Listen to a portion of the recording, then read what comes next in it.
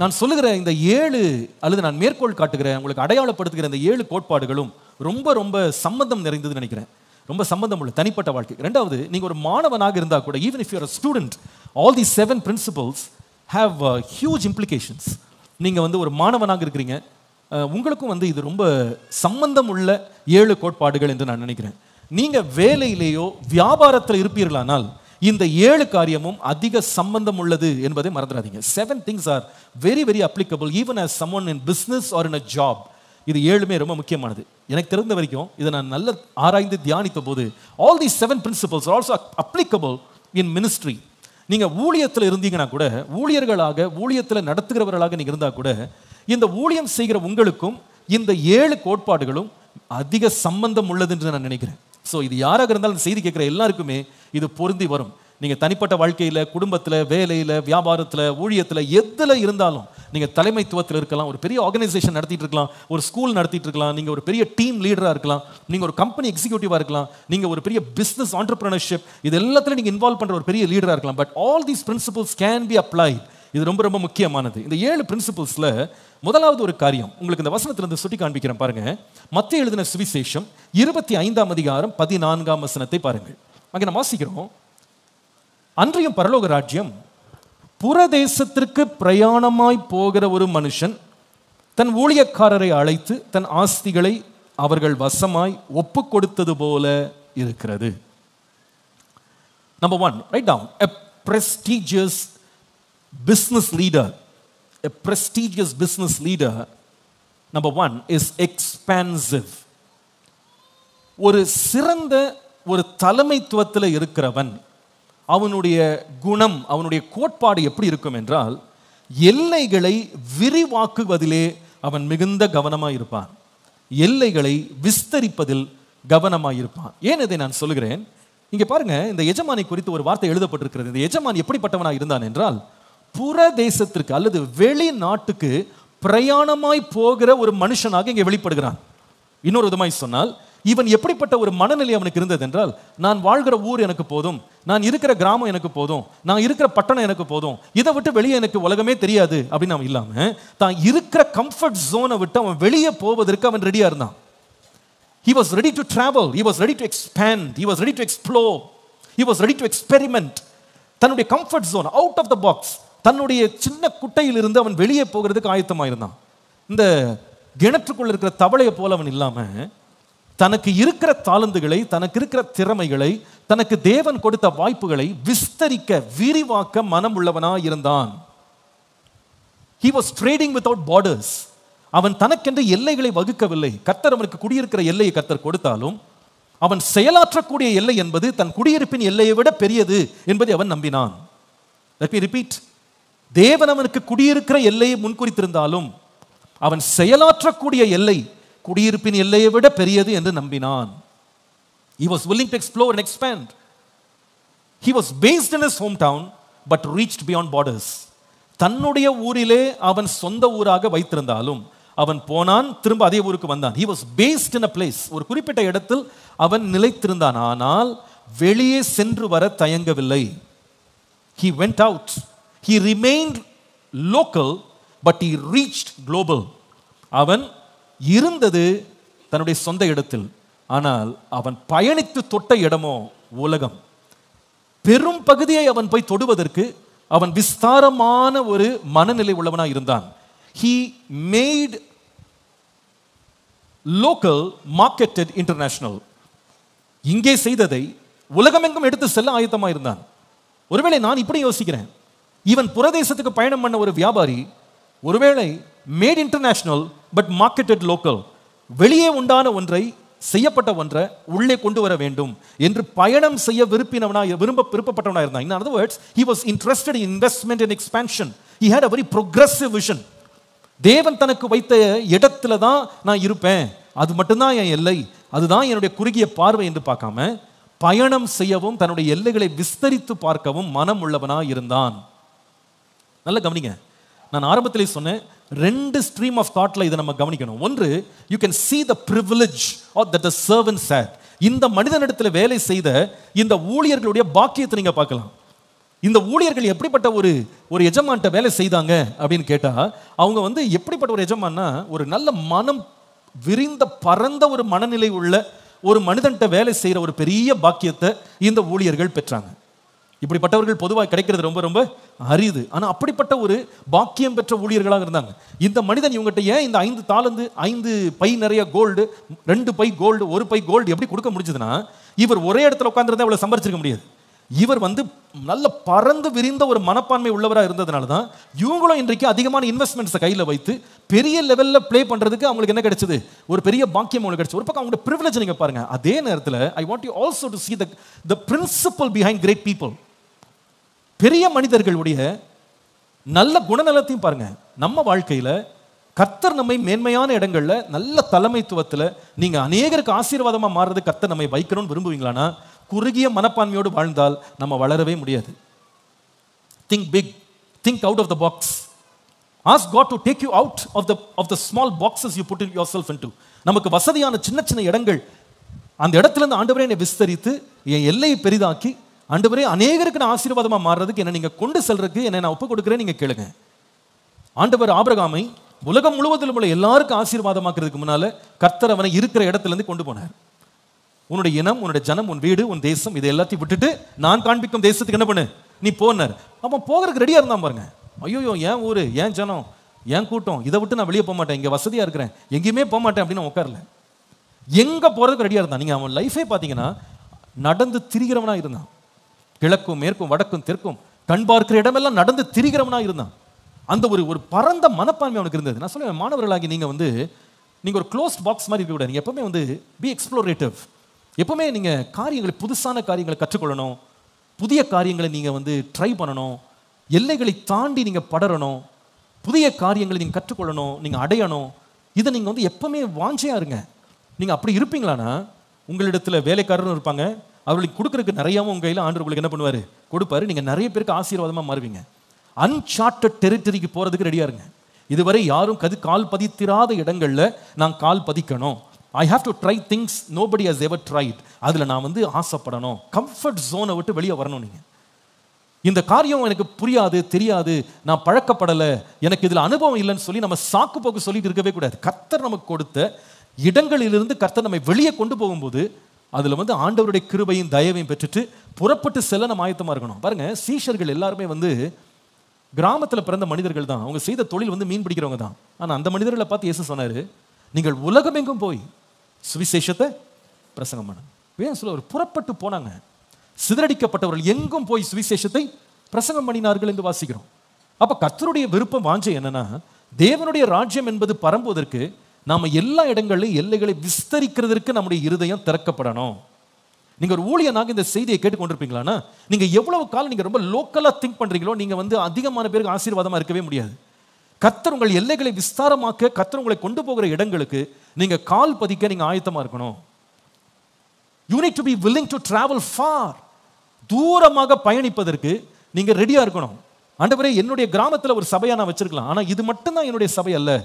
நான் விஸ்தரித்து ஊழியம் செய்யறதுக்கு, வெளியே போய் கர்த்தருடைய சுவிசேஷத்தை அறிவிப்பதற்கு ஆண்டவரே எனக்கு கிருபை தாங்கன்னு கேளுங்க. கர்த்தர் உங்களுக்கு ஒரு வேலை, ஒரு வியாபாரம் கொடுத்துருக்கிறாரா, இது ஒரு சின்ன இடம், இதுலயே இருந்து அப்படியே காலத்தை ஓட்டிட்டு போயிடுவேன் அப்படின்னு நினைக்காம, ஆண்டவரே என் மைண்டை ஸ்ட்ரெச் பண்ணுங்க, ஃபார் அவே பிளேசஸ்க்கு நான் போறதுக்கு எனக்கு கிருபை தாங்க அப்படின்னு கேளுங்க. இந்த ஊழியர்கள் எவ்வளவு பாக்கியசாலிகள். அவர்களுக்கு கிடைத்த அவருடைய தலைவனை பார்த்தீங்கன்னா, தூர தேசம் போய் பயணம் பண்ணி வியாபாரங்களை எடுத்து நடத்துகிற ஒரு பெரிய கிருபை அந்த மனுஷன் பெற்றிருந்தான் பாருங்க. இது ஒரு பெரிய முக்கியமான ஒரு பிரின்சிபல் நினைக்கிறேன். In order to have prestigious leadership and business, you need to have the heart for expansion. Be expansive. எப்பொழுதும் எல்லைகளை விரிவாக்கும் மனநிலை இருக்க வேண்டியது அவசியம். இரண்டாவது முக்கியமான பிரின்சிபல் இங்க பாருங்க, அதே 25ஆம் அதிகாரம் 14ஆம் வசனம் திரும்ப வரலாம். மத்தேயு. அன்றியும் பரலோக ராஜ்யம் பிரதேசத்துக்கு பிரயாணமாய் போகிற ஒரு மனுஷன் தன் ஊழியக்காரரை அழைத்து தன் ஆஸ்திகளை அவர்கள் வசமாய் ஒப்பு கொடுத்தது போல இருக்கிறது. I am emphasising these words. சில வார்த்தைகளை அழுத்தமாய் நான் சொல்வதற்கு காரணம் இருக்கிறது. தன் ஊழியக்காரரை அழைத்து தன் ஆஸ்திகளை அவர்கள் வசமாய் ஒப்பு கொடுத்தான். எல்லாரும் திரும்ப சொல்லுங்க. தன் ஊழியக்காரரை அழைத்து, நீங்க அப்படியே பிளைனா வாசிக்கிறீங்க, அப்படி வாசிக்கிறீங்க உங்களுக்கு புரியாது. நான் வாசித்த மாதிரி வாசிக்கணும். நான் எப்படி அழுத்தம் சொல்லணும் அதே மாதிரி அழுத்தம் சொல்லி வாசிக்கணும், உங்களுக்கு அர்த்தம் புரியும். இப்போ சொல்லுங்க. தன் ஊழியக்காரரை அழைத்து தன் ஆஸ்திகளை அவர்கள் வசமாய் ஒப்பு கொடுத்தான். சொல்லுங்க, இப்ப சொல்லுங்க. தன் ஊழியக்காரரை அழைத்து தன் ஆஸ்திகளை அவர்கள் வசமாய் ஒப்பு கொடுத்தான். Number 2, write it down. A prestigious leader, a prestigious businessman is somebody who is always engaging. எப்பொழுதுமே ஈடுபாட்டை ஊக்குவிப்பவனாக இருப்பவன் தான் ஒரு கனம் பொருந்திய தலைவன். சிறந்த ஒரு தொழிலாளி, ஒரு வியாபாரி, ஒரு தலைவன் யார் என்றால் மற்றவர்களுடைய ஈடுபாட்டை ஊக்குவிப்பான்.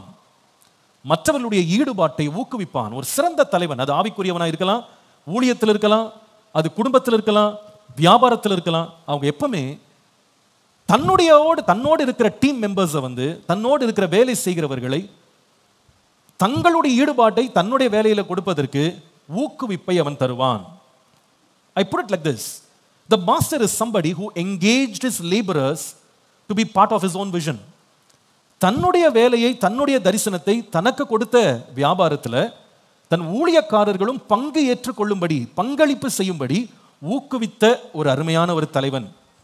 இந்த தலைவன் எப்படிப்பட்டவனா? he was not striving and succeeding alone. இவன் எப்படிப்பட்டவன்னா, நானே ராஜா நானே மந்திரின்னு சொன்னவன் கிடையாது. என்கிட்ட இருக்கிற பணம், என்கிட்ட இருக்கிற பொருளை யாருக்கும் கொடுக்க மாட்டேன், நான் மட்டும் எனக்காக வச்சுக்கிடுவேன், நான் செலவு பண்ணுவேன், யாரையும் செலவு பண்ண விட மாட்டேன் அப்படின்னு அவன் சொல்லலை. he was willing to share his benefits. தனக்கு இருந்த ஆஸ்திகளை அவன் என்ன செய்தான்னா மற்றவங்களுக்கு கொடுத்து, நீங்களும் என்ன பண்ணுங்கன்னா என்கேஜ் பண்ணுங்க, நீங்க வந்து என்னோட சேர்ந்து வேலை செய்யுங்க, என் பணத்தோட சேர்ந்து என்ன பண்ணுங்க வேலை செய்யுங்க. he believed in engaging the team to work alongside him. தன்னோடு சேர்ந்து தன்னுடைய குழுவினர் வேலை செய்வதில் அவனுக்கு எந்த சங்கடமுமே இல்லை. என்ன ஆச்சரியமா இருக்காது, தன்னுடைய ஆஸ்தியை எடுத்துட்டு போய் தன் ஊழியக்காரருக்கு கொடுத்துட்டானா. நீங்க கொடுக்க மனம் இல்லைன்னா நீங்க வளரவே மாட்டீங்க, நீங்க தலைவனா ஆகவே மாட்டீங்க. வாங்குவதை பார்க்கிலும் கொடுப்பது பாக்கியம். A great leader always shares what he has. நீங்க ஒரு நல்ல ஸ்டூடெண்டா இருக்கணும்னா நீங்க எதை படிச்சீங்களோ அது எப்போ நீங்க மற்றவங்களுக்கு ஷேர் பண்றீங்களோ நீங்க நல்லா புரிஞ்சுக்கிடுவீங்க, நீங்க நல்லா வளருவீங்க. நம்ம படிச்சது வந்து யாருக்குமே தெரிஞ்சிடக்கூடாது, நம்ம மற்றவங்களுக்கு சொல்லிக் கொடுத்தா மற்றவங்க நல்ல மார்க் வாங்கிடுவான்னு சொல்லி நீங்க என்னைக்கு நினைக்க ஆரம்பிச்சீங்களோ நீங்க தலைவனாக மாறவே முடியாது. இது எனக்கு கிடைச்ச ஆஸ்தி தான், இது எனக்கு கிடைச்ச பெரிய பொட்டன்ஷியல் தான். But I should be willing to share. I should engage people to work along with me. எனக்கு ஆச்சரியமா இருந்தது இந்த மனுஷனை பற்றி நான் தியானிக்கும் போது. He was generous to give access to the necessary tools and resources, not hoarding his riches, but investing and distributing what he had in the lives of his workers. தன்னோட வேலை செய்தவர்கள்ட்ட கர்த்தர் தனக்கு தந்த நன்மைகளை, ஆசீர்வாதங்களை எடுத்து கொடுத்து பகிர்ந்து கொடுத்து, நீங்களும் என்ன பண்ணுங்கன்னா வேலை செய்யுங்க, சுதந்திரமா வேலை செய்யுங்க. என் பணம் தான், ஆனால் இது எனக்கு நான் சொல்ல மாட்டேன், உங்களுக்கும் இதில் பங்கு இருக்கு, உங்க பங்கை நீங்க ஆற்றுங்க. நான் மட்டும் போய் வெளிநாட்டுக்கு போயிட்டு, நான் மட்டும் போய் தூரதேசத்தில் போயிட்டு பேரையும் புகழையும் பணத்தையும் சம்பாரிச்சுட்டு வந்தா போதாது.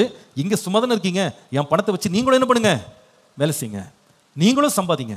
அந்த ஷேரிங் வந்து பாருங்க, அந்த டெலிகேட்டிங் அந்த ஆட்டிடியூட் வந்து ரொம்ப முக்கியம். ஒரு லீடருக்கு வந்து நான் மட்டும்தான் பிரகாசிக்கணும், எனக்கு இணையா யாருமே பிரகாசிக்க கூடாது, என் பேர் மட்டும் தான் வெளியே வரணும், என் பேரை தவிர யாருடைய பேரும் வெளியே வரக்கூடாது என்றைக்கு ஒருத்தர் நினைச்சானோ அவனுடைய கம்பெனி ரொம்ப நாள் போகாது, அவனுடைய வளர்ச்சி வந்து ரொம்ப நாள் நிற்காது. வெகு சீக்கிரத்தில் அது என்ன செய்யும், விழுந்துடும்.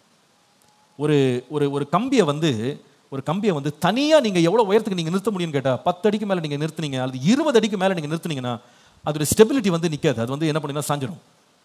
ஆனால் அதே கம்பியோட ஒரு 40 கம்பியை சேர்த்து வச்சு நிறுத்தினீங்கன்னா அதுக்கு உயரத்துக்கு அளவே கிடையாது, எவ்வளோ உயரம்னா கொண்டு போயிட்டே இருக்கலாம். புரியுதுங்களா? ஒரு நல்ல பில்லர் எடுத்துட்டீங்கன்னா அந்த பில்லரில் ஒரு கம்பி மட்டும் இருக்காது, அதில் 4 கம்பி 5 கம்பி 16 கம்பி 50 கம்பிலாம் வச்சுலாம் பெரிய பெரிய பில்லர்லாம் கட்டுறாங்க. எத்தனை கம்பி ஒன்றா சேருதோ அப்போ தான் அந்த கலெக்டிவ் ஸ்ட்ரெங்க் அப்படின்றது கிடைக்கும். இது ரொம்ப ரொம்ப முக்கியம். கர்த்தர் உங்களை ஒரு சிறந்த தலைவனாக, சிறந்த வியாபாரியாக, சிறந்த ஊழியனாக கர்த்தர் உங்களை மேன்மைப்படுத்தணும் நீங்க விரும்புனீங்கன்னா be willing to work as a team. நீங்க தனியாக நீங்க வேலை செய்யணும், தனியாக ஜெயம் பெறணும், தனியாக வெற்றி பெறணும், தனியா பேர் பெறணும்னு நினைச்சிட்டீங்கன்னா you will not go very far. நிச்சயமா நீங்க போக மாட்டீங்க. அப்ப நீங்க கேட்கலாம், பாஸ்டர் கூட 2 பேர் சேர்ந்தான்னா பெரிய பிரச்சனை ஆயிடுது, நமக்கு ஏற்ற மாதிரி வரமாட்டேங்கிறான், ஈடு கொடுக்க மாட்டேங்கிறான், அதனால தான் நான் யார் கூடயுமே சேர்றது இல்லை, தனியாக நான் போயிடுவேன். இந்த கும்பலில் பாருங்க 3 ஊழியக்காரன் இருந்தான், அது நிறைய பேர் இருந்திருப்பான், அதில் 3 பேரை செலக்ட் பண்ணி 3 பேர்ட்ட 3 பை கொடுத்தாரு. எல்லாமே சக்ஸஸ்ஃபுல்லாக இருந்துச்சா? இல்லை. 2 பேர் ஒழுங்காக வேலை செஞ்சான், ஒருத்தர் என்ன பண்ணல, வேலை செய்யல, ஏமாற்றத்தான் தான் கொடுத்தான். அந்த ஏமாற்றம் அழிச்சிட்டான் அப்படின்றதுக்காக யாரையுமே சேர்க்க மாட்டேன்னு இந்த எஜமான் சொல்லலை. இயேசுவோட 12 சீஷர்கள் இருந்தாங்க. எல்லாருமே கரெக்டாக இருந்தாங்களா? அதில் ஒருத்தன் காட்டி கொடுத்தான், ஒருத்தன் தெரியவே தெரியாது சபிச்சு சத்தியம் பண்ணான். அதுக்காக நான் யாருமே சேர்க்க மாட்டேன், நான் தான் தனியாக இருப்பேன்னு சொல்லி இயேசு வந்தாரா? இல்லை. அவர் ஊழியம் செய்யும்போது ஊழியத்தின் ஆரம்பத்திலேயே பிரச்சனை பண்ணுவான்னு அவருக்கு தெரியும், இவனால தலைவலி இருக்குன்னு தெரியும், இவனால போராட்டம் இருக்குன்னு தெரியும். ஆனாலும் ஒரு குழுவை எப்பொழுதும் தன்னோட வைத்துக் கொண்டார். அவர்களை உருவாக்குவதில் அவர் இன்பம் கண்டார். இந்த தனியா லோன்லி உல்ஃப் மாதிரி நீங்க போனீங்கன்னா ரொம்ப தூரம் நீங்க டிராவல் பண்ண மாட்டீங்க. Be willing to work as a team. நீங்க டீமோட ஒர்க் பண்றதுல நீங்க வந்து அடாப்ட் ஆயிடணும். நீங்க எந்த மினிஸ்ட்ரி வந்து வளரணும் அப்படின்னா, என்னை பொறுத்த நான் கற்றுக்கொண்ட பாடம், கர்த்தர் என்னை நடத்தின பாதையை நான் பார்க்கிறேன். என்னை பொறுத்த வரைக்கும் ஐ cannot succeed alone. தன்னந்தனியாக நானும் வெற்றி பெற முடியாது, தன்னந்தனியாக இந்த ஊழியமும் வெற்றி பெறவே முடியாது. எவ்வளவு அதிகமாக நாம நம்மோடு சேர்ந்து இந்த தரிசனத்தை பெற்று, இந்த தரிசனத்தில் இந்த ஊழியத்தில் கர்த்தர் கொடுத்திருக்கிற எல்லா அனுகூலங்களை, எல்லா ரிசோர்ஸஸை வந்து ஷேர் பண்ணி எல்லாருமே யூஸ் பண்ணுங்க, எல்லாருமே வளருங்க, எல்லாருமே பிரகாசிங்கன்னு சொல்லி நம்ம ஓபன் பண்றோமோ, அவ்வளவு அதிகமாக இந்த ஊழியம் அநேகருக்கு ஆசீர்வாதமாய் மாறும். மிகுந்த பலனை இந்த ஊழியம் கொடுக்கும் என்பதில் நான் ரொம்ப கன்வின்ஸ்டா இருக்கேன். அது கிருபையாக நம்முடைய ஊழியத்தில் நான் கண்ணால பார்க்கிறேன். ஜனங்கள் வளர்றாங்க, ஜனங்க ஆசீர்வதிக்கப்படுறாங்க. எனக்கு தெரியும் நான் ஒருவனாக எல்லாவற்றையும் சாதிக்க முடியாது, எல்லாவற்றையும் செய்யவே முடியாது. அப்போ இந்த மனிதனுடைய எனக்கு ரொம்ப பிடிச்ச ஒரு காரியம் என்னன்னா, he was a very engaging personality. Engaging, எல்லாரும் இணைச்சு ஊழியக்காரங்கள்ட்ட தன்னுடைய ஆஸ்தியை எடுத்துட்டு போய் கொடுத்து, நீங்க வியாபாரம் பண்ணுங்க, நீங்க வியாபாரம் பண்ணுங்க, இது என்னதுதான், ஆனா நீங்க எடுத்துக்கிடுங்க, ஒன்றும் பிரச்சனை இல்லை, எடுத்து நீங்களும் பயன்பெறுங்க, நீங்களும் வளருங்க, நீங்களும் செயல்படுங்க. நான் நினைக்கிறேன் இந்த மாதிரி ஐடென்டிஃபை பண்றது ரொம்ப முக்கியங்க. சரியான ஆட்களை நாம தெரிந்து கொண்டு அவர்களிடத்தில் உத்தரவாதங்களை கொடுப்பது என்பது ரொம்ப ரொம்ப முக்கியம். எனக்கு பைபிள்ல சில ஸ்ட்ரேஞ்ச் கேரக்டர்ஸ் மேல எனக்கு ரொம்ப கண்ணு உண்டு. ஸ்ட்ரேஞ்ச் கேரக்டர்ஸ், இவர்கள் எல்லாம் ஆவிக்குரியவர்கள் இல்லை, ஆனால் வேதத்தில் இருக்கிறாங்க. அதில் ஒருவன் யார் என்றால் பார்வோன். நீங்கள் ஆதியாகமம் 41ஆம் அதிகாரத்துக்கு வருவீர்களானா 38ஆம் வசனத்தில் ஒரு குறிப்பிட்ட சூழ்நிலையில், அதாவது தரிசனத்தை வந்து தன்னுடைய சொப்பனத்தை அர்த்தம் சொல்கிற ஒரு சூழ்நிலை வரும்போது, இந்த யோசேப் என்கிற மனிதனை பார்வோன் வந்து முதல் முறை அறிந்து கொண்டான். He identified this man. இப்படிப்பட்ட ஒரு மனுஷன் இருக்கிறான் நம்ம நாட்டில் அப்படின்றத கண்டுபிடித்தான். கண்டுபிடித்தவன் உடனே பாருங்க, அவன் சொல்லுகிறான், தேவாவியை பெற்ற இந்த மனுஷனை போல வேறு ஒருவன் உண்டோ என்று சொல்லிட்டு 39ஆம் வசனத்தில் இவனை போல விவேகமும் ஞானம் உள்ள வேறு ஒருவனும் இல்லை அப்படின்னு சொல்லிட்டு நிறுத்தாம 40ஆம் வசனம் பாருங்க, நீ என் அரண்மனைக்கு, நான் எம்பசைஸ் பண்ற வேர்டு என்னது சொல்லுங்க, நான் ஒரு வேர்டு எம்பசைஸ் பண்ண, என்ன வேர்டு அது? கரெக்ட், என் அரண்மனை. இது என் அரண்மனை தான், ஆனா என் அரண்மனைக்கு நீ அதிகாரியாய் இருப்பாய். உன் வாக்கின்படி என் ஜனங்கள் எல்லாரும் அடங்கி நடப்பார். திரும்ப இந்த எம்பசைஸ் பண்றேன், என் அரண்மனை, என் ஜனங்கள். 41ஆம் வசனம் பாருங்க, பார்வோன் யோசேப்பை நோக்கி, பார், எகிப்து தேசம் முழுமைக்கும் உன்னை அதிகாரி ஆக்கினேன். நீ அதிகாரி ஆகணும் நீ ஆசைப்படலாம் வேண்டியதில்லை, நானே உன்னை அதிகாரி ஆக்கிறேன், கவலைப்படாத. ஒரு ட்ரூ லீடர் வந்து ஒரு பட்டிங் டேலண்ட்டை பார்த்து பயப்பட மாட்டாங்க. ஒரு வளருகிற மனை பார்த்து பயப்படுறவன் வந்து ஒரு சிறந்த தலைவனே கிடையாது. நல்லா விளங்கிடுங்க. என்கிட்ட இல்லாத அவனுக்கு இருக்கு, அவன் வளர்ந்துட்டானா என்னுடைய சேருக்கு பிரச்சனை ஆயிரும் நினைக்கிறவன் சிறந்த தலைவன் இல்லவே இல்லை. ஒரு சிறந்த தலைவன் யார் தெரியுமா? தன்னுடைய அம்பரா துணியை வந்து நல்ல கூரான அம்புகளால் நிரப்பி வச்சிருவான். கூரான அம்பு என்ன செய்யும்னா, தான் போக முடியாத இடத்தை அம்பு அனுப்புவான். He is comfortable with having some of the most proficient and most talented people in his quiver. He is not afraid to have them at his arsenal. அவனுடைய ஆக்சஸ்ல வந்து சிறந்த மனிதர்கள், ரொம்ப ஞானம் படைத்தவர்கள், அறிவு படைத்தவர்கள், புத்தி படைத்தவர்கள், அவங்க எல்லாம் தங்க கூட பக்கத்தில் இருக்கிறத பார்த்து அவன் பயப்பட மாட்டான். உண்மையான ஒரு தலைவன். ஒரு உண்மையான தலைவன் யாருன்னா, சிறந்த டேலண்ட்டை பார்த்துறாங்களா தன் பக்கத்தில் இருக்கணும்னு நினைப்பாங்க, தன்னோடு இருக்கணும்னு நினைப்பாங்க, தனக்கு இருக்கிற ரிசோர்ஸஸ் எடுத்து கொடுத்து பயன்படுத்துப்பா, நல்லா பயன்படுத்திக்கோ, நல்லா யூஸ் பண்ணிக்கோ, என் பிளாட்ஃபார்ம் எடுத்துக்கோ, என்னுடைய இடத்தை நீ எடுத்துக்கோ, என்னுடைய செல்வத்தை எடுத்துக்கோ, நீ எடுத்து பயன்படுத்து. அவங்கள பார்த்து நடுங்கவே மாட்டாங்க. கர்த்தர் உங்களை நல்லா பயன்படுத்தணுமா, பகிர்ந்து கொடுக்கிற ஒரு இருதயத்தை ஆண்டவர்கிட்ட கேளுங்க. பகிர்ந்து கொடுக்கிற ஒரு குணம் எனக்கு வேணும் ஆண்டவரே, ரொம்ப தன்னலவாதியாக இராதபடி பகிர்ந்து கொடுக்கிற ஒரு இருதயத்தை எனக்கு நீங்க தாங்க.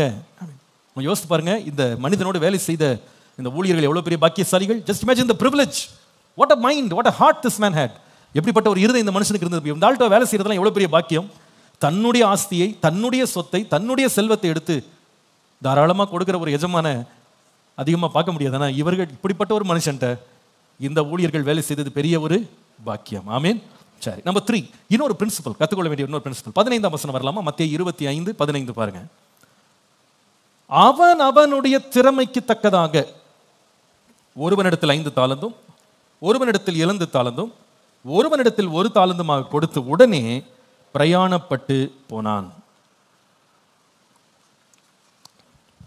Third one, a prestigious business leader is empathetic. ஒரு சிறந்த தலைவன் எப்படிப்பட்டவன் என்றால், தன்னோடு வேலை செய்கிறவர்கள் மேல் அனுதாபம் அல்லது பச்சாதாபம் கொள்ளுகிறவன். அனுதாபம் கொள்ளுகிறவன். என்ன அனுதாபம், என்ன பச்சாதாபம் அப்படின்னா, இந்த வார்த்தையின் அர்த்தம் என்னன்னா, அந்த வசனத்தில் பாருங்க, இந்த எஜமான்ட்ட உதாரணமா 8 தாலந்து கோல்டு இருக்கு, 8 பேக்ல கோல்டு வச்சிருக்காரு. 8 பேக் கோல்டை இப்போ அவர் கொடுக்கணும். எப்படி கொடுத்தாருன்னு கேட்டா, ஒரே ஆள்கிட்ட எல்லாத்தையும் கொடுக்கல. அவர் என்ன செய்தார்னா, பார்க்குறாரு, ஒருவனால 5 ஹேண்டில் பண்ண முடியும், அவனால் 5 தாலந்தை அவன் கையாள முடியும். அவனுடைய கெப்பாசிட்டி பார்க்குறாரு. அந்த கெப்பாசிட்டி பார்த்து அதுக்கேற்ற விதமாக அவனுக்கு வேண்டிய சார்ஜஸை கொடுக்குறாரு. இன்னொரு விதமாக சொன்னால், he allocated based on their ability. 5 தாலந்தை உன்னால் சமாளிக்க முடியுமா, அதை மட்டும் வைத்துக்கோப்பா, அதுக்கு மேலே உன்னை பாரப்படுத்த மாட்டேன். உனக்கு 2 தான் முடியுமா, உன்னை நான் குற்றம் சுமத்தலை, உனக்கு அவ்வளோதான் முடியும், அதை நான் குறைய பார்க்கல, நீயும் 2 எடுத்துக்கோ அப்படின்னு அவனுக்கு அவனுடைய லெவலுக்கு ஏற்ற மாதிரி கொடுக்குறாரு. 3வது ஒருத்தன் நிற்கிறான், அவனுக்கு ஒரே ஒரு தாளம் தான் அவன் ஹேண்டில் பண்ண முடியும். அவனையும் பார்த்துட்டு அவனை ரொம்ப அசட்டை பண்ணாமல், நீ நான் 1 தான் தெரியுமா, உனக்கு 1 தான் செய்ய முடியுமா, நீ 1த்துக்கும் பிரயோஜனம் இல்லைன்னு சொல்லாமல் அவன்கிட்டையும் என்ன பண்ணுறாரு, ஒரு பையை கொடுத்து நீ என்ன பண்ணு வியாபாரம். அப்படின்னா யாரையும் அசட்டையும் பண்ணலை, யாரையும் பாரமும் படுத்தலை. ஒரு சிறந்த தலைவன் யார் என்றால், தன் கீழே வேலை செய்கிறவர்கள் அல்லது தன்னோடு வேலை செய்கிறவர்களுடைய திறமைகளை தாளந்துகளை அவன் புரிந்து கொண்டு அதற்கு ஏற்ற விதமாய் அவர்கள் மேல் பழு வைப்பான், அவர்கள் மேல் பாரத்தை சுமத்துவான். A true leader is somebody who can assess a person and allocate according to their ability. நான் நினைக்கிறேன் இந்த ஒரு சுபாவம் ஒரு நல்ல லீடருக்கு இருக்கு. அதாவது having feelings or the ability to understand the feelings of others. மற்றவர்களுடைய நிறைவுகள் குறைவுகளை புரிந்து கொள்ளுகிற ஒரு இருதயம் நமக்கு இருக்கணும். குறைவானவர்களையும் நாம் அசட்டை பண்ணக்கூடாது, நிறைவானவர்களையும் அல்லது பலனுள்ளவர்களையும் நாம் பார்த்து பொறாமை கொள்ளக்கூடாது. அதில் ரொம்ப கேர்ஃபுல்லாக இருக்கணும். குறைச்சல் உள்ளவர்களுக்கு நாம் அதற்கேற்ற விதமாய் பலவீனரையும் என்ன பண்ணணும், தாங்கணும், பலம் உள்ளவர்களையும் பயன்படுத்தணும். திரும்ப சொல்கிறேன், பலவீனரை தாங்கணும், பலம் உள்ளவர்கள் என்ன பண்ணணும், பயன்படுத்த வேண்டும். இவனை பார்த்தீங்கன்னா, he did not overburden his servants, he did not undervalue his servants. ஒரு சிறந்த தலைவனாக இருக்கிறவன் அப்படிதான். He knows how to delegate each one's portion proportionately. அவர்களுடைய திறமைக்கேற்ற விதமாய் தாளந்துகளை எடுத்து கொடுக்க ஒரு இருதயம் படைத்தவன் தான் சிறந்த தலைவன். ஒரு கிளாஸ் ரூமில் நீங்கள் ஒரு டீச்சராக இருக்கிறீங்கன்னா அண்டர்ஸ்டாண்ட் பண்ணுங்க, எல்லா பிள்ளைங்களுமே 100க்கு 100 எடுக்கும்படி அவங்க திறமை உள்ளவர்கள் அல்ல. சில பிள்ளைங்க 40 எடுத்துட்டாலே அவங்களுக்கு 100% எடுத்த மாதிரி தான். சில பேருடைய கெப்பாசிட்டியே பார்த்தீங்கன்னா 40 கிடையாது, 100. இப்போ ஒவ்வொரு டிஃப்ரெண்ட்டாக இருப்பாங்க. நீங்கள் ஒரே மெஷரில் எல்லாத்தையும் எதிர்பார்த்தீங்கன்னா சில பேரை நொறுக்கி போட்டுருவீங்க, சில பேரால் அதை ஹேண்டில் பண்ணவே முடியாது. இப்போ எப்படி இருக்குன்னா, இப்போ இந்த கிளாஸ் இருக்குது, அடிக்கடி சொல்கிறது தான், இந்த கிளாஸ் ஒரு 150 ml தண்ணி பிடிக்கும். உங்கள்கிட்ட 15 லிட்டர் தண்ணி இருக்கலாம், ஆனால் நீங்கள் எவ்வளோ ஊற்றினாலும் 15 இந்த 150 ml மேலே உள்ள பத்தாது. இதுக்கு நீங்கள் அதுக்கு மேலே ஊற்றினீங்க எல்லாம் வேஸ்ட்டாக தான் வெளியே போயிடும். இதில் நீங்கள் 150 ml ஊற்றிட்டீங்கன்னா இது ஃபுல்லாகிடும். ஆனால் அந்த 150 ml தான் அளவு அப்படின்னு 15 லிட்டர் கேன்லேயும் 150 ml ஊற்றினீங்கன்னா அதுக்கு நீங்கள் நிறைய குறை வச்சுருவீங்க, அதுக்கு அதிகம் தேவைப்படும். இதுவும் பயன்படும், 15 லிட்டர் கேனும் பயன்படும், எல்லாமே தேவைதான். அதான் பவுல் சொல்றாரு, கண்ணானது நான் காலாய் இல்லாததுனால நான் குறைவுபட்டவன் சொல்லுமா, சொல்லாது. கைக்கு ஒரு ஃபங்க்ஷன் இருக்கு, காலுக்கு ஒரு ஃபங்க்ஷன் இருக்கு, கண்ணுக்கு ஒரு ஃபங்க்ஷன் இருக்கு, ஒவ்வொன்றுக்கும் ஒவ்வொரு பலன் ஒவ்வொரு பலவீனம் இருக்கு. கண்ணை பார்த்தீங்கன்னா அதோடைய டேலண்டே ரொம்ப டிஃப்ரெண்ட். அது ரொம்ப பலவீனமான, சின்ன தூசி கூட தாங்காது. சின்ன தூசி பட்டால் கூட கண்ணு பார்க்க முடியாமல் போயிடும். ஆனால் காலில் தூசி இல்லை, கல்லே பட்டால் கூட கால் அந்த கல் மேலே நடந்து போயிடும், முள்ளு மேலே நடந்து போயிடும். கண்ணை வச்சு நீங்கள் முள்ளு மேலே நடக்க முடியாது, அதெல்லாம் பக்கத்திலே கொண்டு வர முடியாது. ஒவ்வொன்றுக்கும் ஒவ்வொரு விதமான த்ரெஷ்ஹோல்டு இருக்குது, ஒவ்வொன்றுக்கும் ஒவ்வொரு விதமான சகிக்கும் திறன் இருக்குது. அதாவது அதில் பயன்படுத்தல நம்ம சந்தோஷப்படணும். எல்லாரையும் ஒரே விதமாக நீங்கள் மெஷர் பண்ணணும்னு நினச்சிங்கன்னா முடியாது. ஆனால் எல்லாருமே தேவை, எல்லாருமே தேவை. சில பேர் பேசுறதுக்கு திறமைசாலிகளாக இருப்பாங்க, சில பேர் வேலை செய்யறதுக்கு திறமைசாலிகளாக இருப்பாங்க, சில பேருக்கு சிந்திக்கிற திறனாளிகளாக இருப்பாங்க, சில பேர் ஆட்களை நிர்வாகம் பண்ணுறது ரொம்ப திறமைசாலிகளாக இருப்பாங்க. ஒவ்வொருத்தரை மாற்றி மாற்றி போட்டிங்கன்னா எல்லாம் குழப்படியாயிடும். அவங்கவுங்களுக்கு ஒவ்வொரு திறனை கர்த்தர் என்ன பண்ணியிருக்கிறாரு, அளவை கர்த்தர் கொடுத்துருக்காரு. இந்த எஜமான் ரொம்ப சிறப்பான எஜமான். என்னன்னு கேட்டால், இவருடைய அளவு என்னன்னு பார்த்து கரெக்டாக கொடுத்தான். உனக்கு 5 ஹேண்டில் பண்ண முடியுமா 5 வச்சுக்கோ, 2 ஹேண்டில் பண்ண 2 வச்சுக்கோ, 1 தான் முடியுமா 1 வச்சுக்கோ. யாருக்குமே அதிக பாரம் இல்லை. நான் இதை பார்க்கும்போது எவ்வளவு பாக்கியவான்களா இந்த வேலைக்காரர்கள் இருந்தார்கள் நான் பார்க்குறேன். நம்முடைய தேவன் நம்ம மேல வச்ச இரக்கத்தை கொஞ்சம் யோசித்து பாருங்க. நமக்கு தாங்க முடியாத அளவில் கர்த்தர் நம்மை சோதிக்கிறதே கிடையாது. நம்முடைய திராணிக்கு மிஞ்சி நம்மை சோதிக்கிற தேவன் அல்ல. ஒருவேளை அது அதிகமாக போகுதுன்னா தப்பித்து செல்லும் வழி ஆண்டு உண்டாக்கி செய்வார். எப்படி ஒரு குக்கரில் வந்து ஒரு அளவு தான் ப்ரெஷர் அது தாங்கும். அந்த ப்ரெஷர் அதிகமாயிடுச்சு, அதோடைய த்ரெஷ்ஹோல்ட் தாண்டிடுச்சுன்னா என்ன ஒன்று மேலே என்ன இருக்கும், ஒரு வெயிட்னு ஒன்று வச்சுருப்பாங்கல்ல, அந்த வெயிட் என்ன பண்ணும், டக்குன்னு மேலே தூக்கிட்டு உள்ளே இருக்கிற ப்ரெஷர் அதிகமானா வெளியே கொண்டு போயிடும். ஆண்டவர் அதே மாதிரி தான் நம்ம வாழ்க்கையில் வந்து எவ்வளோ நம்மளால் தாங்க முடியும்னு கர்த்தருக்கு தெரியும். எல்லாரும் ஒரே விதமான பாடு கிடையாது, எல்லாருக்கும் ஒரே விதமான பிரச்சனைகள் கிடையாது. சில பேர் சொல்லுவாங்க, நாங்களாம் எவ்வளோ கஷ்டப்பட்டோம், நீங்களாம் கஷ்டப்படாமலே வந்திருக்கீங்க, அது உங்கள் ப்ரெஷர் குக்கர் அப்படி அவ்வளோ ஸ்ட்ராங்காக இருந்திருக்கு, நாங்கள் என்ன பண்ணுறது, நீங்கள் அவ்வளோ ப்ரெஷரையும் தாங்குவீங்க, ஆனால் இது பிளாஸ்டிக், அது இந்த ப்ரெஷர்லாம் கொடுத்தா மொத்தமாக உருகி வெளியே ஊற்றிடும். அதனால் ஒவ்வொன்றுக்கும் ஆண்டவர் ஒரு அளவு வச்சிருக்காரு. ஏன்னா அவருக்கு தெரியும் இதுக்கு மேலே அவன் தாங்க மாட்டான், தாக்கு பிடிக்க மாட்டான் அப்படின்னு ஆண்டவர் அதை அளவு வைக்கிறார். இந்த எஜமான் ரொம்ப அருமையான எஜமான், ஒரு சிறந்த தலைவன் யாருண்டா, இஸ் வெரி எம்பத்தட்டிக். அவருடைய நிலைமையை பார்த்து அவளை அசட்டை பண்ணாமல் அவர்களுடைய உணர்வுகளை உணர்ந்து செயல்படுகிறவன் தான் ஒரு நல்ல தலைவன். நீங்கள் கூட ஒரு இடத்துல நீங்கள் வேலை செய்கிறீங்க அல்லது வேலை வாங்குறீங்க அப்படின்னா எல்லாருக்கும் ஒரே திறமை இல்லைன்னு கண்டுபிடிச்சிருங்க. எல்லாரையும் ஒரே போல் வேலை வாங்கினா எல்லா வேலையும் நடக்காது. சில பேர் 5 காரியம் ஒரு இடத்துல செய்வான், சில பேர் 1 செஞ்சு முடிக்கிறதே பெரிய சாதனை. அதனால் அவங்கவுங்களுக்கு உரிய திறமைகளுக்கு ஏற்ற விதமாய் நாம் பகிர்ந்து அளிக்கும் போது அது மிகுந்த ஆசீர்வாதமாய் மாறும். ஆமீன். சரி, 4வது இன்னொரு முக்கியமான பிரின்சிபல் பாருங்க. அதே மத்தேயு 25:16-18 வசனங்களை பாருங்க, ரொம்ப அருமையா இருக்குது வசனம். 5 தாலந்தை வாங்கினவன் போய் அவைகளை கொண்டு வியாபாரம் பண்ணி வேறு 5 தாலந்தை சம்பாதித்தான். அப்படியே 2 தாலந்தை வாங்கினவனும் வேறு 2 தாலந்தை சம்பாதித்தான். 1 தாலந்தை வாங்கினவனை போய் நிலத்தை தோண்டி தன் எஜமானுடைய பணத்தை புதைத்து வைத்தான். Number 4, principles of great entrepreneurship, great business, great leadership. 4வது பிரின்சிபல் என்னன்னா எம்பவரிங் அல்லது அதிகாரம் அளித்தல் அல்லது சுதந்திரம் அளித்தல். எனக்கு இந்த வசனங்கள் நீங்க படித்தீங்கன்னா ரொம்ப இன்ட்ரெஸ்டிங்கா இருக்கு. 15ஆம் வசனத்தில் ஒருவனிடத்தில் 5 தாலந்து, ஒருவனிடத்தில் 2 தாலந்து, ஒருவனிடத்தில் 1 தாலந்துமாக கொடுத்து உடனே பிரயாணப்பட்டு போனான். அதாவது 5 தாலந்தை கொடுத்து இதை செய்ப்பா அப்படின்லாம் சொல்லலை, இப்படி தான் செய்யணும், இதை தான் செய்யணும் அப்படின்லாம் சொல்லலை. 5 கொடுத்துட்டேன், உனக்கு என்ன செய்தோ தோணுதோ நீ செய். இன்னொரு நம்ம சொன்னால் ஐ கிவ் யூ ஆல் ஃப்ரீடம். உனக்கு 5 தாலந்து கொடுத்துட்டேன், உனக்கு ஒரு லிமிட் செட் பண்ணிட்டேன், உன்னோட லிமிட் என்னன்னு தெரியும், அந்த லிமிட்டுக்கு நான் வேண்டியதை கொடுத்துட்டு ஐ give you total freedom, I give you empowerment. உன்னை முழு அதிகாரம் கொடுத்து நீ எப்படி செயல்பட வேண்டுமோ நீ செயல்படலாம். 5 இருக்கு, ஐ கிவ் யூ த ஃப்ரீடம், உனக்கு முழு அதிகாரம் கொடுக்குறேன், டேக் த ரிஸ்க், என்ன ரிஸ்க் வேணா எடுத்துக்கோ. அதாவது ஒரு நல்ல தலைவன் யார் என்றால் தன்னோடு வேலை செய்கிறவர்களுக்கு ஒரு வரையறை கொடுத்துட்டு அதுக்குள்ள சுதந்திரத்தை கொடுத்துருவான். 5 கொடுத்துறேன், இந்த 5 வந்து நீ பெருக்கணும் பெருக்கோ, 2 மடங்கா பெருக்கினா பெருக்கிக்கோ, வேணா நீ வந்து புதைச்சு கூட வைக்கலாம், அது உன்னுடைய பாடு. ஆனால் நான் தலையிட மாட்டேன், வந்து இதை செய் அதை செய்யன்னு சொல்ல மாட்டேன். But I give you the freedom. நீ எக்ஸ்பெரிமெண்ட் பண்ணிக்கோ, நீ எக்ஸ்ப்ளோர் பண்ணிக்கோ, நீ என்ன வேணாலும் செய், but I give you this chance. ஒரு டைம் ஃப்ரேம் கொடுக்குறேன், உனக்கு வேண்டிய ரிசோர்ஸஸை கொடுக்குறேன், I give you the freedom, I empower you to do what you want. நல்லா கவனிங்க, கர்த்தர் நம்மளை ஆசீர்வதிக்கிறதுக்கு முன்னால நமக்கு தேவன் திறன்களையும் தாளந்துகளையும் வாய்ப்புகளையும் கொடுக்கிறது மாத்திரம் இல்ல, தேவன் நமக்கு கொடுக்கிறது மிகப்பெரிய ஒரு சுதந்திரம் என்றதை மறந்துடாதீங்க. எல்லாரும் சொல்லுங்க, வார்த்தை சொல்லுங்க, சுதந்திரம். நம்ம டைமை வச்சு நம்ம என்ன வேணா செய்யலாம், நம்முடைய டேலண்ட்ஸை வச்சு நம்ம என்ன வேணா செய்யலாம். ஆண்டவர் நம்ம கொடுத்திருக்கிற நேரத்தையும் காலத்தையும் சுகத்தையும் வைத்து என்ன வேணாலும் செய்யறதுக்கு சுதந்திரத்தை கர்த்தர் நமக்கு கொடுத்தது தான் தேவனுடைய பரந்த ஒரு இருதயம் என்றதை மறந்துடாதீங்க. ஆதாம் ஏவாள் காலத்திலிருந்து, முதல் மனிதனுடைய காலத்திலிருந்து ஆண்டவர் மனுஷனுக்கு கொடுத்த மிகப்பெரிய அசெட் வந்து என்னன்னா எம்பவர்மெண்ட், த ஃப்ரீடம். நன்மை தீமை அறியத்துக்கு கனியை வச்சிருக்கேன், ஜீவ விருட்சத்தின் கனியை வச்சிருக்கேன், உனக்கு எது வேணுமா சாப்பிட்டுக்கோ.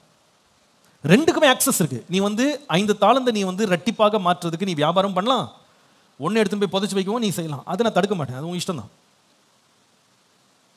You give them the freedom and people actually come out in flying colours. நிறைய வேளையில் சிறந்த மனிதர்கள் சிறந்த விதத்தில் எப்போ வெளியே வருவாங்கன்னா அவங்களுக்கு சிறந்த சுதந்திரம் கொடுக்கும்போது they'll come out. அதே வேளையில் பொல்லாத மனிதர்களும் தங்கள் பொல்லாத குணத்தை சுதந்திரம் பெறும்போது வெளியே கொண்டு வருவார்கள். அது உண்மை.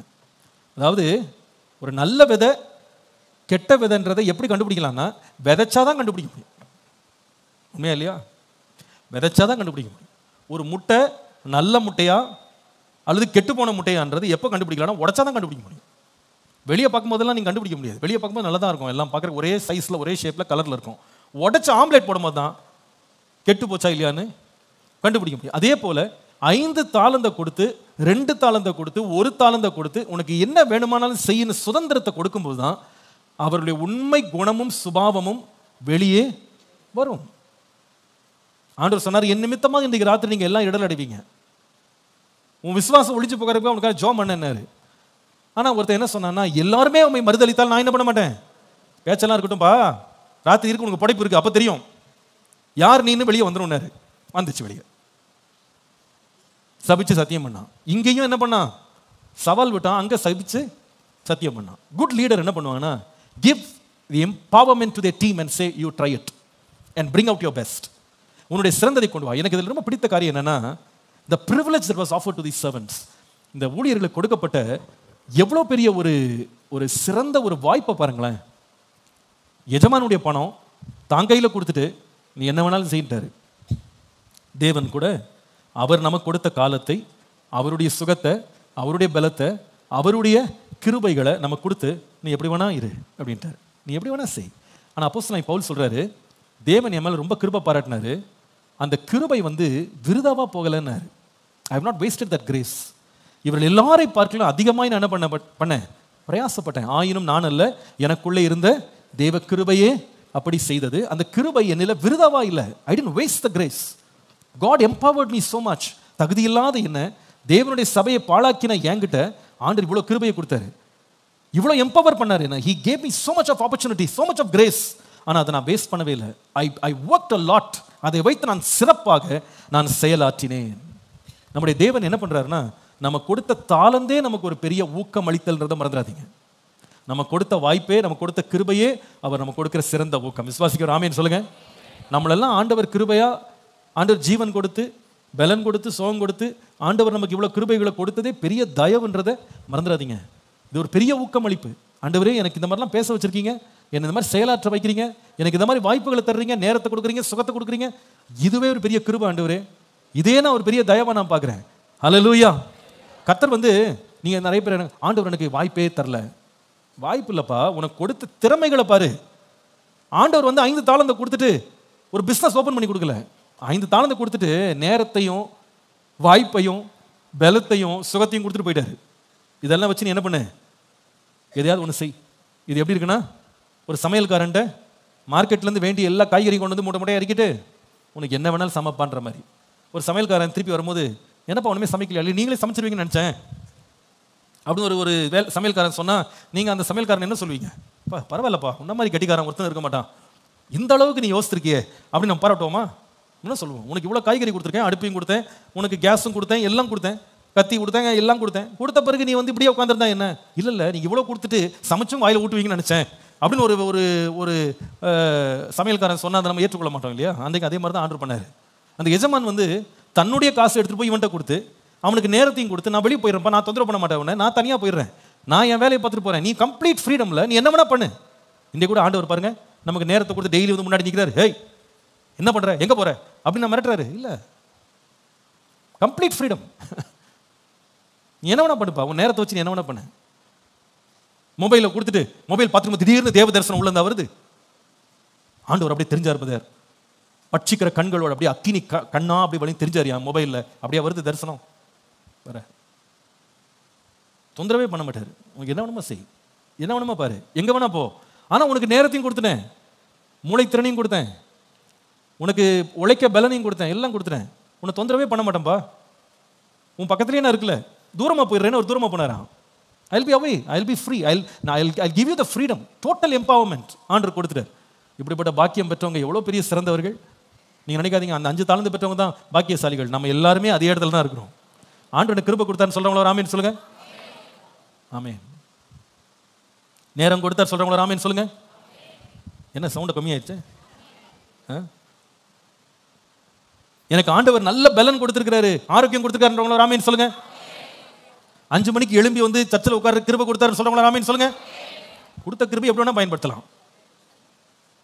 இங்க உட்காந்து பிரசங்கம் கேட்கலாம், தேவ தரிசனங்களை பார்த்துக்கிட்டு இருக்கலாம். It's given to us. ஆண்டவர் வந்து உங்களை குலுக்க மாட்டாரு, உழுக்க மாட்டாரு, மிரட்டி எழுப்ப மாட்டாரு. என்ன வேணா செய்ப்பா, உனக்கு என்ன வேணா செய். But I gave you the grace. You are empowered to do whatever you want. A great leader always empowers his people. He gives them power. Empowerment for entrepreneurship. அவருடைய சொத்தை எடுத்து, அவருடைய பணத்தை எடுத்து எப்படி வேணா செலவழிட்டார்.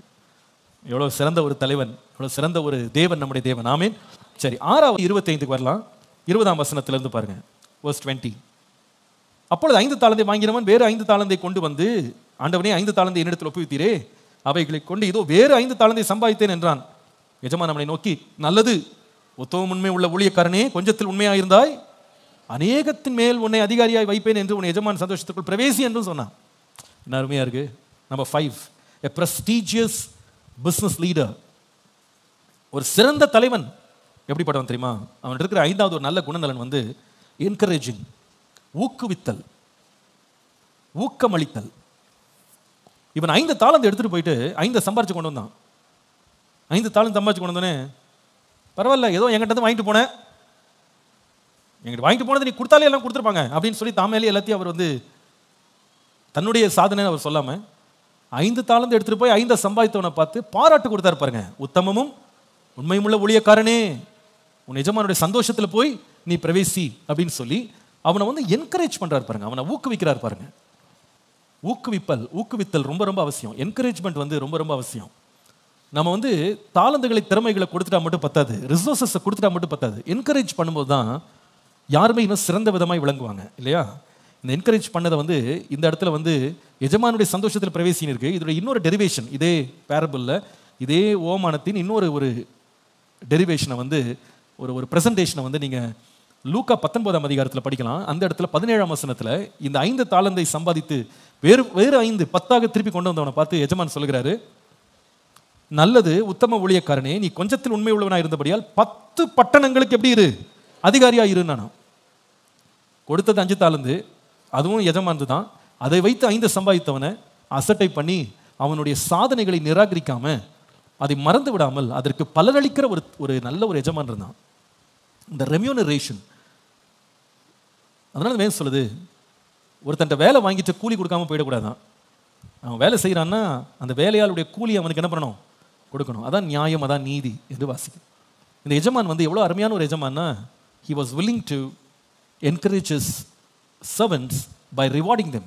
அவளுக்கு பலன் கொடுக்குறான். இந்த இடத்துல எஜமான் சந்தோஷம்ன்றது 10 பட்டணங்களே கொடுத்தானோ, எடுத்துட்டு போ, நல்லா இருப்பா, இன்னும் வளரு. ஒரு நல்ல லீடர் யார் இல்லை அப்படின்னா, ஏதோ 5 கொடுத்துட்டு போனேன், 10 மாத்திட்டாங்க, என்னை விட பெரிய ஆயிடுவானோ, அடுத்த முறை 5 கொடுக்க மாட்டேன், அடுத்த முறை 2 தான் கொடுப்பேன் அப்படின்னு சொல்றவன் நல்ல தலைவன் இல்லை. ஒரு நல்ல தலைவன் யாருன்னா, 5 பேக் கொடுத்தாங்க, 10 மாத்திட்டான், இப்போ 10 பட்டணமே கொடுக்குறேன் வச்சுக்கோ அப்படின்னு அவனை இன்னும் வளர்க்கிறவன் தான் யாரு, நல்ல தலைவன். அதான் சொன்னேன், ஒரு தலைவன் வந்து, ஒரு சிறந்த தலைவன் வந்து தன்னோடு வேலை செய்யற வெற்றியை பார்த்து பயப்படவே மாட்டான். அவர்களை இன்னும் ஊக்குவிக்கவும் வளர்க்கவும் அவன் மிகுந்த விருப்பம் உள்ளவனாய் இருப்பான். என்கரேஜிங். நான் யோசித்து பார்த்தேன், இந்த ஊழியக்காரருக்கு 5 பேக் கையில் கிடைச்சதே பெரிய காரியம். அது கொடுத்தது இல்லாமல் அதற்கு செய்த வேலைக்கு பலனும் கொடுக்குறாரு அப்படின்னா, அது எவ்வளோ பெரிய ஒரு நல்ல ஒரு தலைவன்ட்டு உட்காந்துருக்காங்கன்னு பாருங்க. நம்முடைய தேவன் யார் தெரியுமா? ஜீவனை கொடுத்தது அவர் தான், கிருபையை கொடுத்தது அவர் தான். இதெல்லாம் ஓடுறதெல்லாம் அவர் கிருபையில தான். நிற்பதும் நிர்மூலமாக இருப்பதும் எல்லாம் முடிச்சு அவர்கிட்ட போய் நிற்கும் போது பவுல் சொல்றாரு, நல்ல போராட்டத்தை போராடினேன், ஓட்டத்தை முடித்தேன், விசுவாசத்தை காத்துக்கிட்டேன், இது முதற்கொண்டு. நான் யோசித்தேன் ஒரு நாள் உட்காந்து, போராடினதும் அவர் கிருபையில தான், ஓடினதும் அவர் கிருபையில தான், விசுவாசத்தை துவக்கிறவர் முடிக்கிறவர் அவர் தான். எல்லாமே அவர் செஞ்சு முடிச்சுட்டு நம்ம பண்ணோன்றதுக்காக முடிவில் நமக்கு என்னப்பா, நமக்கு கிரீடத்தை கொடுத்துட்டு போயிடுறாராம். எவ்வளோ நல்ல ஆண்டவர் நம்முடைய ஆண்டவர். அல்லேலூயா. ரொம்ப பாக்கியம் பெற்ற ஒரு கூட்டம் இங்கே இருக்கிறாங்க இல்லையா? என்கரேஜிங் லீடர் இங்கே இருக்கிறாங்க. 6வது, இவருடைய இன்னொரு ஒரு குணம் இருக்கு பாருங்க. ஒரு நல்ல லீடர் இருக்கிற குணம் என்னன்னு பார்த்தீங்கன்னா, மத்திய 25:19 பாருங்க. வெகு காலமான பின்பு அந்த ஊழியக்காரருடைய எஜமான் திரும்ப வந்து அவர்களிடத்தில் கணக்கு கேட்டான். அதுல 2 பேர் கணக்கு ஒழுங்கா இருந்துச்சு, சந்தோஷமா இருந்துச்சு. ஆனா 24ஆம் வசனத்திலிருந்து படித்தீங்கன்னா, ஒரு தாலந்தை வாங்கினவன் வந்து தாளந்து கொடுத்தவருக்கே குறை சொல்றான். வந்து சொல்றான், நீர் விதைக்காத இடத்தில் அறுக்கிறவர், தெளிக்காத இடத்தில் சேர்க்கிறவருமான கடினமுள்ள மனுஷன் என்று. இவ்வளவு நேரம் நம்ம அந்த எஜமானை எப்படி ஒரு நல்ல லைட்ல பார்க்குறோம். இவன் பார்த்தீங்கன்னா அந்த எஜமானையே குறை சொல்லி குற்றம் சொல்லி அவருக்கு வந்து எந்த ஒரு தகுதியே இல்லாதது போல அவரை வந்து கடினமான வார்த்தைகளை கொண்டு பேசுகிறான். பேசிட்டு இப்போ சொல்லுகிறான் பாருங்க 25ஆம் வசனத்தில், இப்படிப்பட்ட ஆள்னு உங்களை பார்த்த பிறகு எனக்கு நான் பயந்து போய் என் தாளந்தை நிலத்தில் புதைத்து வைத்தேன், இதோ உம்முடையதை என்ன பண்ணுங்க வாங்கி கொள்ளுங்க அப்படின்ற. அப்போ எஜமான் சொல்றாரு, ஏப்பா நான் தான் இவ்வளோ பொல்லாத மனுஷன் உனக்கு தெரியும்ல, சரி நீ என்கிட்ட வேலை செய்ய வேணாம், நீ என்ன பண்ண இந்த பணத்தை கொண்டு போய் 27ஆம் வசனத்தில் காசுக்காரர் இடத்துல பேங்க்ல நீ கொடுத்துருந்தா வட்டியோட நான் என்ன பண்ணியிருப்பேன், வரும்போது நான் திரும்ப வாங்கியிருப்பேன்ல, உனக்கும் அந்த பணம் பிரயோஜனம் இல்லை, எனக்கும் அந்த பணம் பிரயோஜனம் இல்லாமல் போயிடுச்சு, உங்கள்கிட்ட எதுக்கு நான் கொடுக்கணும் அப்படின்னு கேட்டார். இது என்ன அப்படின்னா, ஒரு நல்ல லீடர் வந்து யாருன்னா, he is very ethical. Number 6, very ethical. Ethical means நீதி நெறிகளை கடைபிடிக்கிறவன் தான் ஒரு நல்ல தலைவன். எத்திக்கல். நீதி இல்லாமல் வாழுகிற நெறிகள் இல்லாமல் நீங்க வந்து ஒரு இடத்தை வந்து நீங்க நிர்வாகம் பண்றதுன்ற முடியாத காரியம். அதாவது சுதந்திரம் கொடுக்கலாம், அவங்களுக்கு நீங்க நிறைய ஆசீர்வாதங்களை கொடுக்கலாம், ஆனா கணக்கு பார்க்காம போயிட்டீங்கன்னா எந்த பிசினஸுமே கெட்டு போயிடும். சில பேர் நான் வந்து உதவி செய்கிறேன், தாராளமாக இருக்கேன், நான் யாரையும் தொந்தரவு பண்ணுறதில்ல அப்படின்னு சொல்லிட்டு கணக்கு வழக்கை கேட்க மாட்டாங்க. அவங்கவுங்க என்ன வேணாலும் செய்யலாம்னு விட்டுருவாங்க. அதுவே அவர்களுடைய அழிவுக்கு காரணமாக மாறுது. You need to have sex and balances. கணக்கு ஒப்புவிக்கும் நேரம் என்பது ரொம்ப முக்கியமானது. என்ன செய்தீங்க, கணக்கு கொடு. நம்முடைய ஆண்டவர் பாருங்க ரொம்ப கிருபை தர்றாரு, ரொம்ப தயவுகளை தர்றாரு, ஆனால் ரொம்ப எத்திக்கலாக இருப்பார். அவர் ரொம்ப நீதி உள்ளவர். கொடுத்ததை ஒரு நாள் என்ன பண்ணுவார், கணக்கு கேட்பார். நான் நினைக்கிறேன் நிச்சயமா இந்த ஒரு தாளந்து வாங்கினவன் இந்த எஜமான் திரும்பி வந்து கணக்கு கேட்பார் நம்ம நினைக்கலன்னு நினைக்கிறேன்.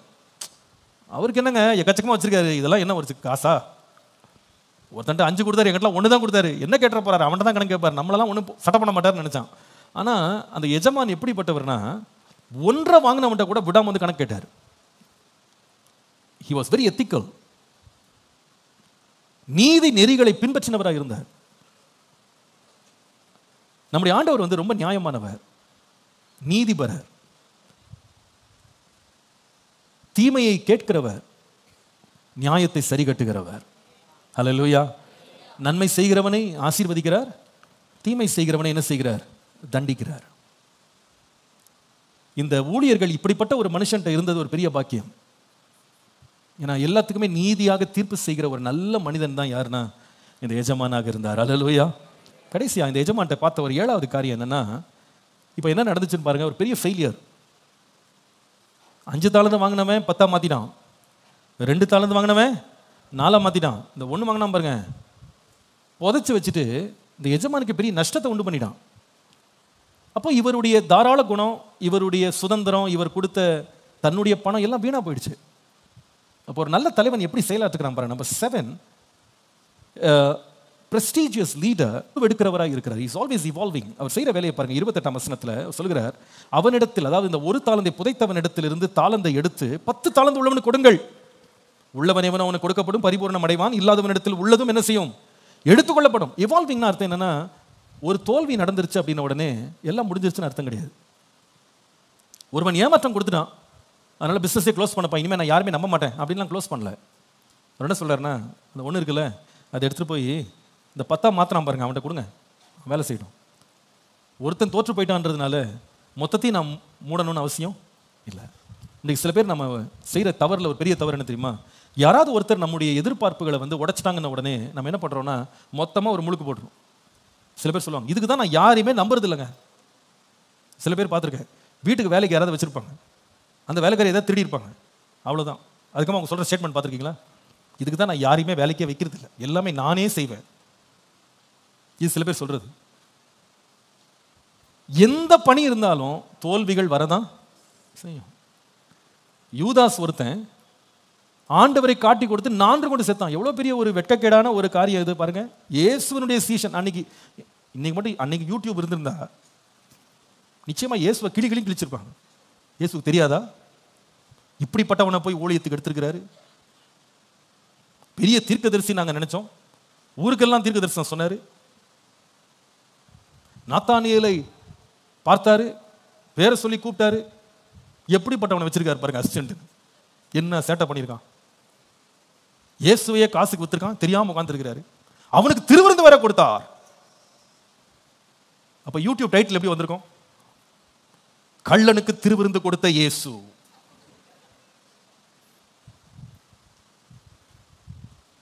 அவ்வளவுதான். அவனை உண்டுலன்னு ஆகியிருப்பா இல்லையா? அப்படிதான் இன்னைக்கு பண்றாங்க, அப்படிதான் இருந்திருக்கும் அன்னைக்கு, எல்லாம் பேசினாங்க. ஆனா இயேசு பாருங்க, ஒருத்தன் ஊழியத்தை தன்னுடைய பங்கை இழந்து போயிட்டான். ஆண்டவர் சொல்றாரு, நான் தெரிந்து கொண்ட பாத்திரம். யாரு? பவுல். நான் தெரிந்து கொண்ட பாத்திரம்.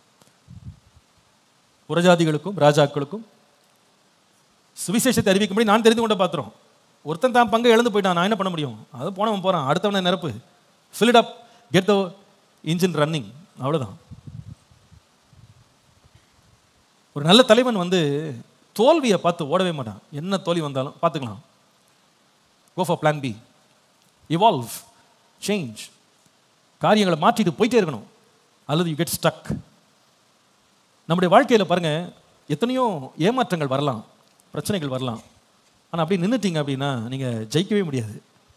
பின்னானவைகளை மறந்து முன்னானவைகளை நாடி கிறிஸ்து இயேசுக்குள் நம்ம அழைத்த பரம அழைப்பின் பந்தய பொருளுக்காக லக்கை நோக்கி என்ன பண்ணணும்?